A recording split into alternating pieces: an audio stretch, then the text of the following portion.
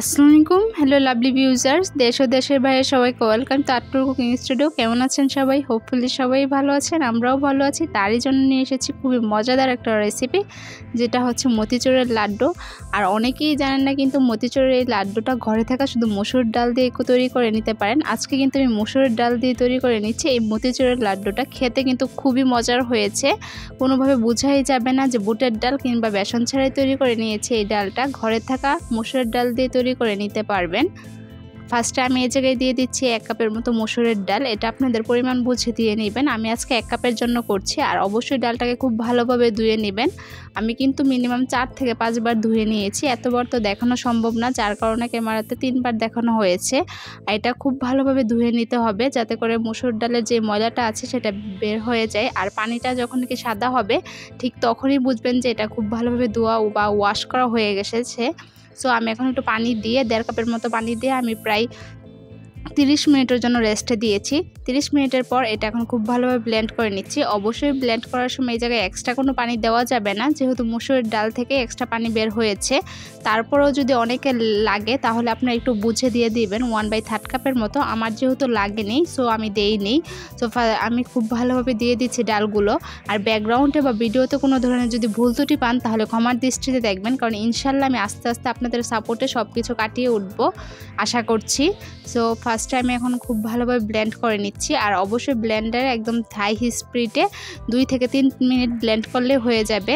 So যাদের নাকি মনে হবে যে এক্সট্রা পানির প্রয়োজন তারা দিয়ে নেবেন।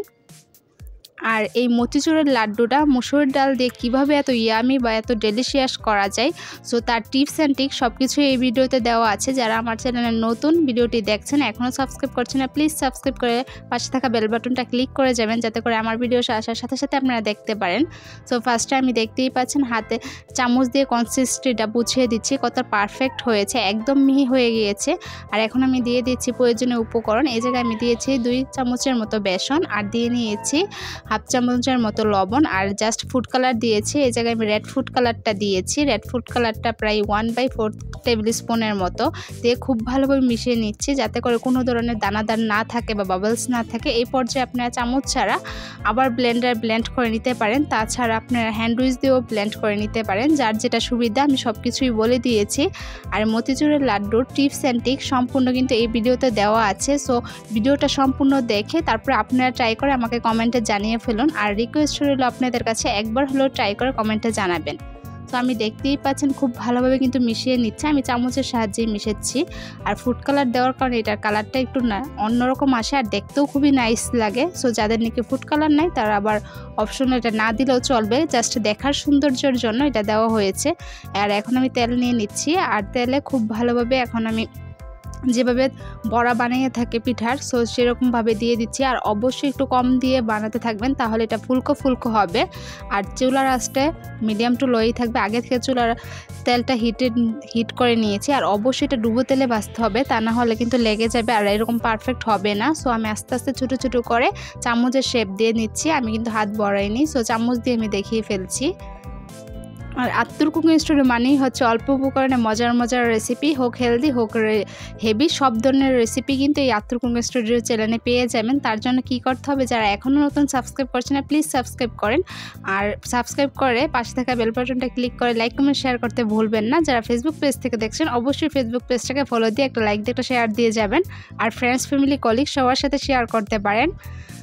সো আমার এটা কিন্তু হয়ে এসেছে, দেখতেই পাচ্ছেন। যখনই একটু কালার আসবে, তখনই ব্রাউনিশ বা রেডিশ কালার আসবে, তখনই তুলে নেবেন। আমি পরপর সবগুলো করে নিয়েছি।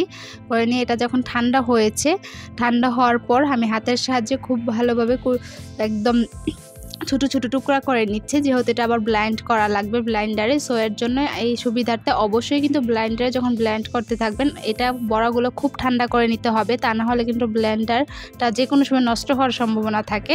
সো এটার পসিবিলিটি না থাকে আপনার এর চেয়ে ভালো যেটা বেটার সেটাই করার। সো আগেই আপনার হাতের সাহায্যে কুটি করে নেবেন ঠান্ডা হওয়ার পর। সো যদি এখন এই পর্যায়ে ঠান্ডা না হয় আবার একটু ঠান্ডা হতে দিয়ে দিবেন। সো আমার এটা কিন্তু ঠান্ডা হয়েছে, যার সুবিধাটা আমি দিয়ে দিচ্ছি ব্লেন্ডারে খুব ভালোভাবে আমি ব্লেন্ড করে নিচ্ছি। আর এই মতিচুরের লাড্ডু যে এই মুসুরের ডাল দিয়ে এত মজার হয়ে থাকে সেটা কিন্তু আমার জানা ছিল না, যার কারণে আমি কয়েকবার ট্রাই করে তারপরে আজকে আপনাদের কাছে শেয়ার করে নিয়ে এসেছি। আর ছোট থেকে বড় সবাই কিন্তু এই লাড্ডুটা পছন্দ করবে, খুবই মজার হয়ে থাকে। সো আমি বললে বিশ্বাস নাও হতে পারে, তার জন্য আপনার ট্রাই করে দেখে ফেলুন যে আসলেই কি মজা হয়েছে কিনা। ইনশাল্লাহ আমার রেসিপিটা ফলো করলে আপনারা নিরাশ হবেন না, দেখবেন ফিডব্যাক খুবই ভালো আসবে। সো আমার কিন্তু সবগুলো পরপর আমি একদম গুঁড়ো করে নিয়েছি। আর এখন যে মেন কাজটা হচ্ছে সেটা করে নিচ্ছি। ফার্স্টে এই জায়গায় আমি দিয়ে দিচ্ছি 2 চামচের মতো ঘি। সো আপনাদের ঘির পরিমাণটা বুঝে দিয়ে নেবেন। আর আমি সম্পূর্ণ যা যা লেগেছে উপকরণ সবগুলো আমি ডিসক্রিপশন বক্সে দিয়ে দিব, যারা আমার বাহিরের দেশের বাহির প্রবাসী আপু ভাইয়ারা আছেন তাদের সুবিধার্থে। আর এখন আমি দিয়ে দিচ্ছি 4টা তেজপাতা আর 2টা সাদা এলাচ। অবশ্যই জায়গায় সাদা এলাচটা ইউজ করবেন। আর এটার যখন স্মেল বা অ্যারোমাটা আসবে তখনই ঠিক আমি দিয়ে দিচ্ছি চিনি। এ জায়গায় চিনি আজকে আমি যতটুকু মুসুরের ডাল ইউজ করছি ঠিক ততটুকুই চিনিটা ইউজ করবেন। সো আমি এই জায়গায় 1 কাপ চিনি ইউজ করছি, যেহেতু আমি 1 কাপ মুসুরের ডাল ইউজ করেছি। আর 1 কাপ চিনির জন্য আমি এই জায়গায় শিরার পরিবর্তে 1.5 কাপ পানি নিয়েছি। অবশ্যই ট্যাপের কলের পানিটা। অনেকে আবার কমেন্টে বলবেন নর্মাল পানি কি, সো তাদের সুবিধার্থে বলে দিলাম, কারণ কিছু কিছু পাবলিক আছে যারা এরকম বলে, কিন্তু সমস্যা নেই, সমালোচনা যেখানে সো আলোচনা সেখানেই আসবে। কারণ আপনাদের এই সমালোচনার মাধ্যমে আমার এই ভুল ত্রুটিগুলো শুধরানোর পসিবিলিটি হয়ে থাকে। সো তাদেরকে অসংখ্য অসংখ্য ধন্যবাদ। এখন দেখতেই পাচ্ছেন আস্তে আস্তে কিন্তু শিরাটা হয়ে এসেছে, চিনিটা গলে গেছে। সেই মুহূর্তে আমি এই জায়গায় একটা লেবুর রস দিয়ে নিচ্ছি, একটা লেবুর ফাড়ি। তা অনেকে বলতে পারেন এই লেবুর রসটা দেওয়ার কারণ কি।